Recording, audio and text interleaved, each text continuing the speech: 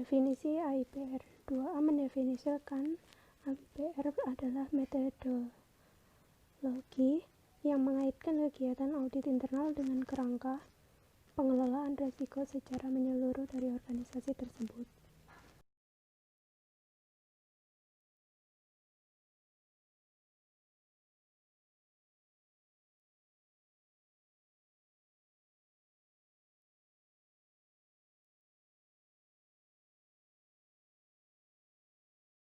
Keuntungan AIBR. Dengan melaksanakan AIBR, audit internal dapat menyimpulkan bahwa satu, manajemen telah mengidentifikasi, menilai, dan menanggapi risiko-risiko di atas dan di bawah risk appetite. 2. Tanggapan terhadap risiko sudah efektif, tetapi tidak berlebihan dalam mengelola risiko yang melekat dalam ambang batas risk appetite.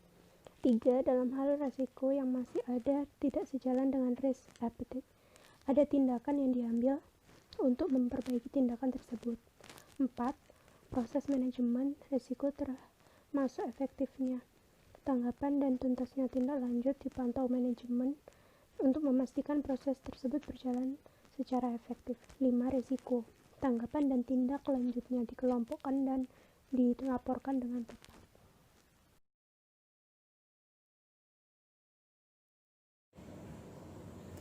Di sini saya akan menjelaskan mengenai keunggulan AIBR. Dengan demikian, audit internal dapat meyakinkan direksi dan dewan komisaris mengenai 3 hal. Yang pertama, proses manajemen risiko, baik desain atau rancangan maupun implementasi dari rancangan tersebut. Yang kedua, pengelolaan risiko yang dianggap kunci termasuk efektifnya pengendalian dan tanggapan lain terhadap pengendalian tersebut. Yang ketiga, pelaporan dan pengelompokan risiko secara lengkap, akurat, dan tepat.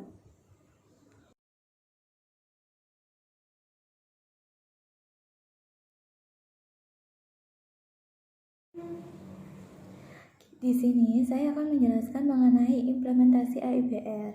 Implementasi dan kegiatan AIBR berlangsung dalam 3 tahap. Yang tahap pertama, menilai risk maturity. Dapat digambarkan menyeluruh tentang bagaimana dewan dan manajemen menentukan, menilai, mengelola, dan memantau risiko.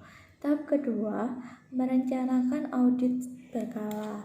Yang dimaksud perencanaan audit berkala ialah setiap perusahaan biasanya melakukan audit maksimal 1 tahun sekali. Tentukan penugasan asuransi dan konseling dengan mengidentifikasi dan memberikan prioritas kepada hal-hal di mana dewan membutuhkan asuransi, termasuk asuransi atas proses-proses manajemen risiko, pengelolaan risiko kunci-kunci, dan pencatatan dan pelaporan risiko. Tahap ketiga, melaksanakan tugas audit. Laksanakan tugas audit sesuai dengan yang sudah direncanakan dalam tahap kedua untuk memberikan asuransi dalam kerangka manajemen risiko, termasuk pencegahan atau mitigasi suatu risiko tertentu atau sekelompok risiko. Risiko bisnis. Jenis risiko bisnis menurut family risk. Yang pertama ada strategis atau franchise risk. Yang kedua ada legal atau compliance risk. Yang ketiga ada finance reporting risk. Yang keempat ada staffing atau organization risk. Yang kelima ada credit risk. Yang keenam ada insurance risk. Yang ketujuh ada sovereign atau cross border risk. Yang kedelapan market risk. Yang kesembilan operational risk. Yang ke-10 ada sistem atau teknologi risk. 4 resiko bisnis menurut IIA. Yang pertama yaitu strategis risk, yang kedua compliance risk, yang ketiga reporting risk, dan yang keempat yaitu operational risk. Baik, untuk selanjutnya saya akan membahas mengenai studi kasus. Di sini kami akan menjelaskan pada perusahaan Kodak.